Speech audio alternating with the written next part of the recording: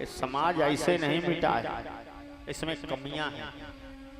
इन कमियों के चलते मिट गया। बाबा साहब की कमाई कभी कभी सोचता हूं बेकार चली गई।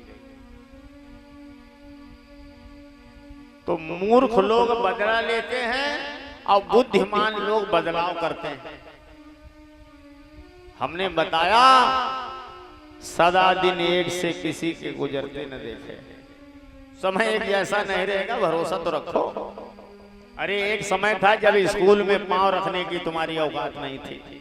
आज तुम्हारा भाई, तुम्हारा पति, तुम्हारा रिश्तेदार दूसरों को बैठा उसी स्कूल में पढ़ा रहा है। क्या कहते हो भाई?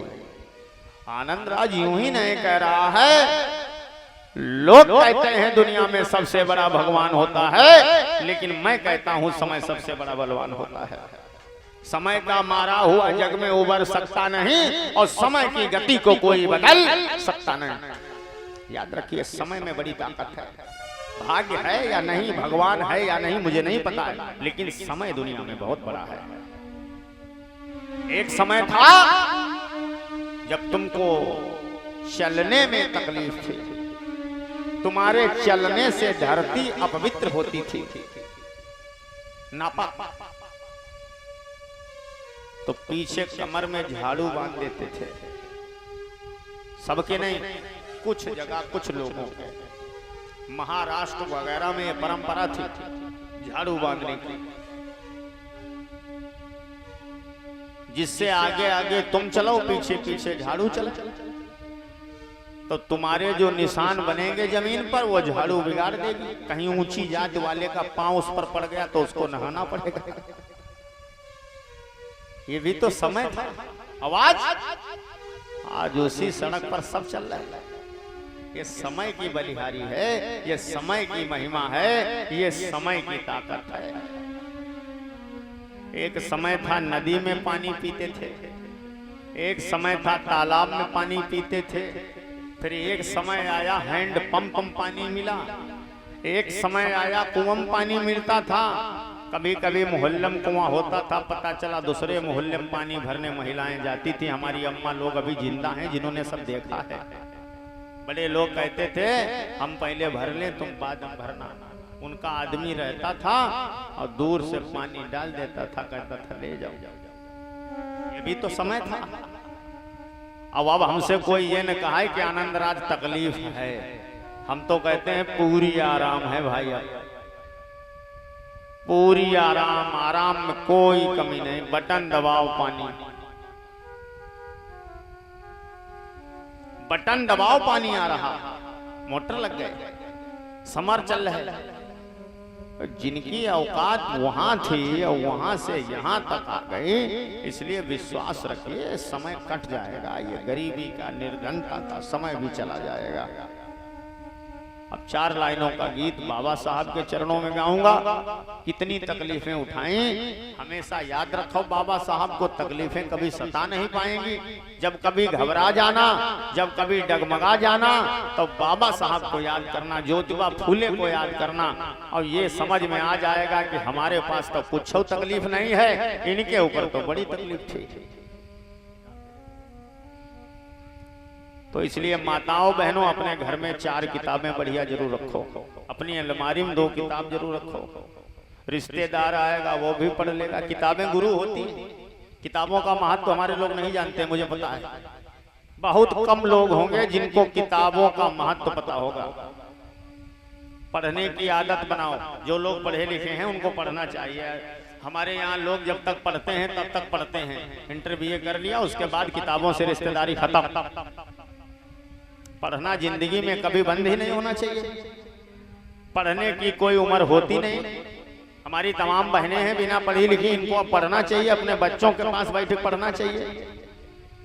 पढ़ने की कोई उम्र नहीं है, सीखने की कोई अवस्था नहीं है। जब आपका मन करे तब आप शुरू कर दीजिए। मेरे बाबा जी थे, अभी 3 महीना 4 महीना हुआ है, खत्म हो गए हैं। 95 साल के थे। उस समय अंग्रेजों के जमाने के कक्षा 3 पढ़े हुए थे। मैं छोटा जैसा था, कक्षा 6 में पढ़ता था, मुझे याद है। एक दिन एक दवा मुझसे मंगाई, वो दवा मैं जो मंगाई थी, जो दवा वो नहीं लेके आया, दूसरी दवा लेके आ गया। और दूसरी दवा मेरे बाबा जी ने खा लिया। जब खा लिया तो वो दवा नुकसान कर गई। जब नुकसान कर गई तो फिर उनकी दवा चली। तो डॉक्टर ने बताया कि आपने गलत दवा खा लिया। तो मेरे बाबा जी ने कहा कि गलत दवा इसलिए खा लिया डॉक्टर साहब क्योंकि मैं अंग्रेजी नहीं पढ़ा। मेरा पोता दवा लेके आया और उसने पढ़ा नहीं होगा और मुझे दे दिया, और मैं अंग्रेजी पढ़ा नहीं हूं इसलिए मैं गलत दवा खा ली। आप विश्वास नहीं करोगे, मेरे बाबा जी ने उसी दिन से मुझसे कहा कि मुझे अंग्रेजी लिखना सिखाओ। मैं कक्षा 6 में पढ़ता था और मैंने अपने बाबा को ABCD पढ़ना सिखाया। और 4 महीने के बाद मेरे बाबा अंग्रेजी पढ़ने लगे। और तब उन्होंने कहा कि अब कोई गलत दवा नहीं खाऊंगा, जो मंगाया है वही पढ़ूंगा, अगर होगी तो खाऊंगा, नहीं होगी तो नहीं खाऊंगा। हमने क्यों बताई? हमने अपनी जिंदगी की घटना आपको क्यों बताई कि पढ़ने की कोई उम्र नहीं, पढ़ने की आदत बनाओ सब लोग। 4 किताबें घर में रखो, बाबा साहब, बुद्ध भगवान, संत रविदास, ज्योतिबा फूले, साहू महाराज, उदा देवी पासी, लाखन पासी, बिजली, बहुत पढ़ना है। पढ़ते पढ़ते हमारी आंखें अंधी हो जाएंगी, हम पढ़ नहीं पाएंगे, इतना लिख गए हैं, हम कुछ पढ़ते नहीं। और जब पढ़ते हैं नहीं तो हमको कुछ मालूम है नहीं, तो हर समय खीसे निकाले खड़े रहते हैं कि कोई बता दे तो कुछ समझ ले। हर समय इंतजार में रहते हैं। बढ़िया किताब 4 अपने घर में रखिए। ये केवल कह नहीं रहा हूं, मैं आज भी पढ़ता हूं। अभी जब भी मुझे समय मिलता है मैं आज भी आधा घंटा पढ़ लेता हूं, 1 घंटा पढ़ लेता हूं।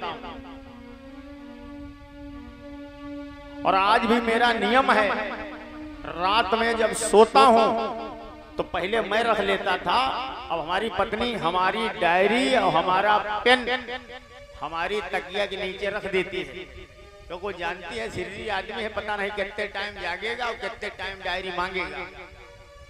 हम तो रात में 3 बजे लिखता हूं।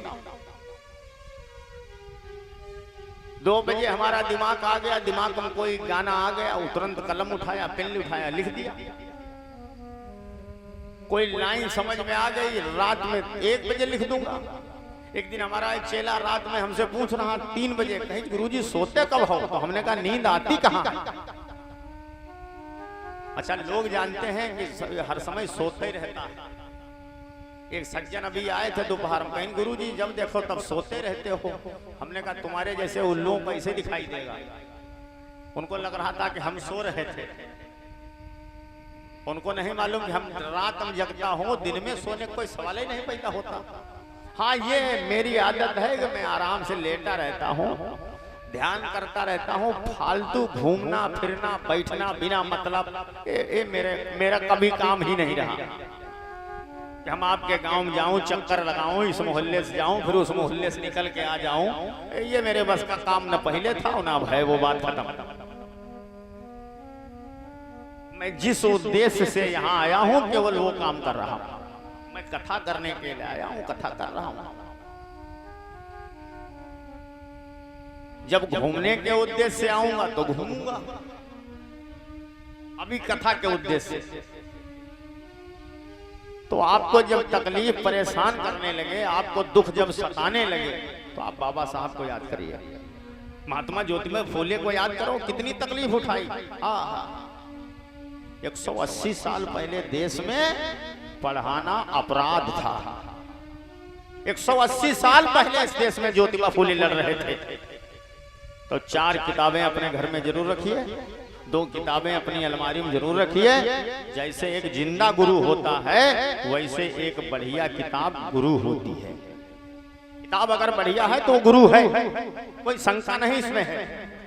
2 बार जयकारा बोलो। आप बाबा साहब का बड़ा प्यारा एक भजन, एक गीत आपको सुनाऊंगा। कितनी तकलीफें उन्होंने